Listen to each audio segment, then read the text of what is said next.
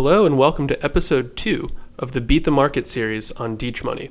Our trading account value is $20,657, and I'm so excited to share how well it's doing because we're up over $100 in gains in just 1 week. We're also going to look at whether or not we're beating the market, and then we'll go into some more detail about why we chose the 3 holdings in our portfolio. Real quick before we start, I want to give a huge shout out to everyone who watched episode 1, and a special thank you to my first subscribers. You guys are so supportive, and I'm very grateful for your viewership and participation. So, let's get started. This is the account summary screen that shows all of the activity in the account. One thing you might notice is that it has a $284 available balance. That amount is the $250 that I added to the stock half for week 2, plus the leftovers from buying shares of Delta and Disney from week 1. The $250 for the index half is already included in the VTSAX balance of $10,357. Our portfolio is already up to $20,657, which means we've had $157 in gains in just 1 week. While I'd love to take credit for that happening and brag about my genius investing skills, in reality, this is just lucky timing. The market is very unpredictable in the short term, and market-wide volatility is higher than normal due to concerns over COVID-19 variants. The 2 stocks we have now, Disney and Delta, are particularly sensitive to COVID news, so don't be surprised if our good fortune fluctuates in the first few weeks of this series, especially if the pandemic gets worse. More on that in the second half of this episode. This is the other Vanguard screen you'll be seeing a lot of in this series, and it shows the unrealized gains for the account. Right now, this screen perfectly represents the portfolio's gains because I haven't sold anything or realized any of the gains. Once we get dividends from any of the holdings, or if we make sales, we'll have to start tracking the gains manually. And speaking of gains, I love seeing all of this green on my monitor. Delta made us $39 and Disney made us $11 for a total of $50 in gains from the stock half of our portfolio. Our index fund, VTSAX, did even better and earned us $107. That totals to $157 in gains across the account, all in just 1 week. Obviously, I'm thrilled that we're all in the green, but I am a bit disappointed that the index half has more than double the gain of the stock half. This is what I predicted, but I didn't think it would happen this quickly.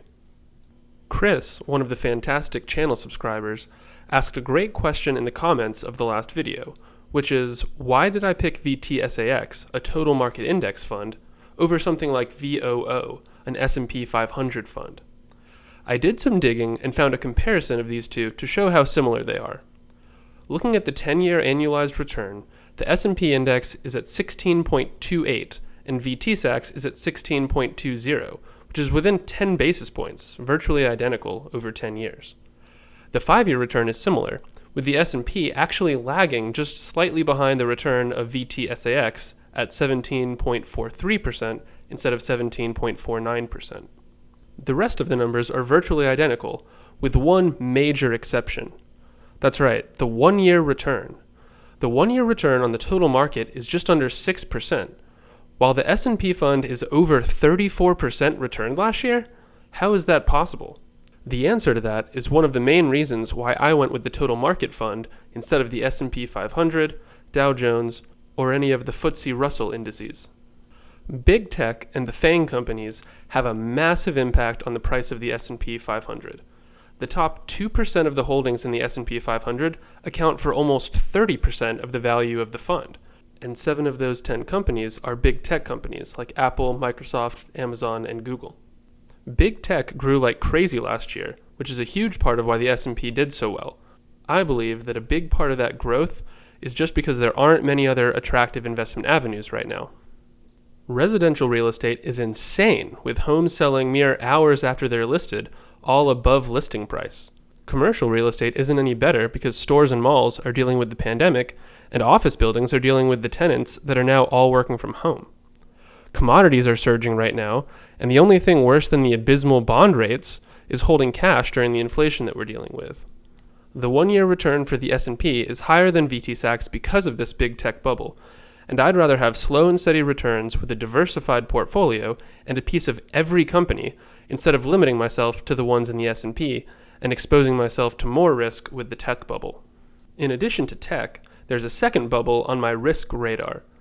A handful of financial analysts, including Michael Burry, the guy from The Big Short, think that there's a risk that the S&P 500, Dow Jones, and other commonly indexed companies have inflated prices due to the number of people that rely on index funds for the majority of their holdings, like me. I'm not too concerned about this one, but holding a little bit of everything instead of just the top 500 things hedges me against the possibility that those top 500 stocks are overpriced due to this index fund bubble. One last important reason that I chose VTSAX as our index fund is because of the incredibly low expense ratio.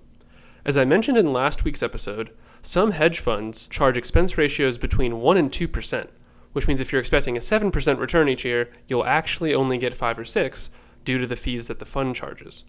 VTSAX's expense ratio is 0.04%, which is extremely low. That 1% fee may not seem like a lot, but compounded over 20 or 30 years, it could turn out to be a huge amount of money. To summarize, we chose VTSAX for 3 main reasons. Number 1 is to maximize diversification and hedge against tech being overpriced. Number 2 is similar to number 1, but it's specifically to gain exposure to stocks outside of the most common ones, to hedge against an index bubble from equities that are overpriced for being in indices like the S&P 500 or the Dow Jones. Number 3 is because it has an expense ratio of only 0.04%, which is very cheap compared to funds that charge fees between 1 and 2%. But enough about VTSAX and index funds. Let's talk about the mouse. What's so special about Disney?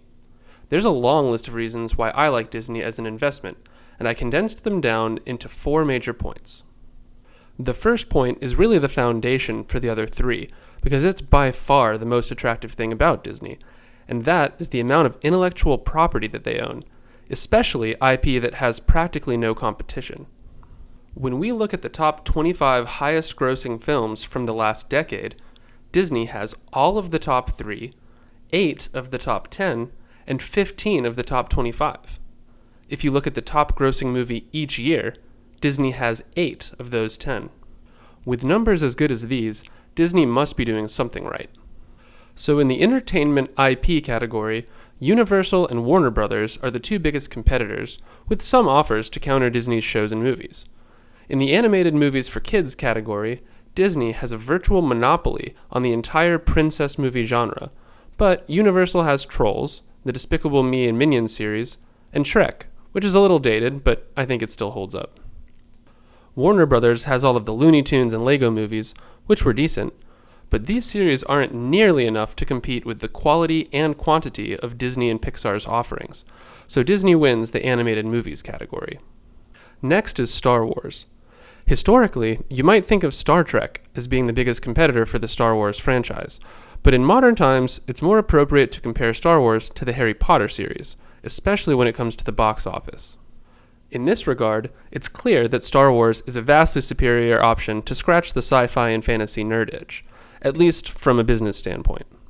The original Harry Potter movies were box office heavy hitters, but their spiritual successors, the Fantastic Beast movies, have been solid, but just fine, and there's only 3 of them.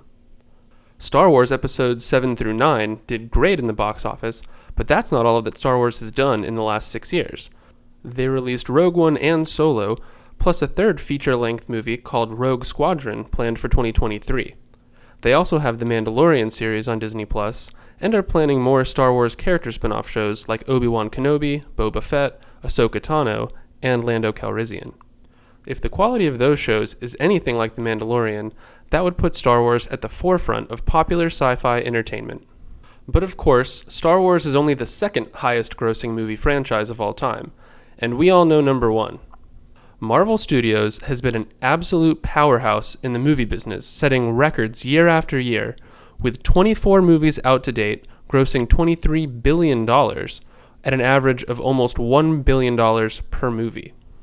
Warner Brothers has the DC Extended Universe, but apart from the first Wonder Woman, which was awesome, and Aquaman, which was pretty good, the rest of the movies from the DCEU were mediocre at best.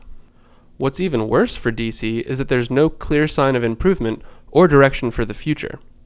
In contrast, Kevin Feige sits securely at the helm of the MCU, and they've never been in a better position to continue their expansion into what could end up being multiple cinematic universes that span dozens of movies and TV shows all on the Disney Plus platform.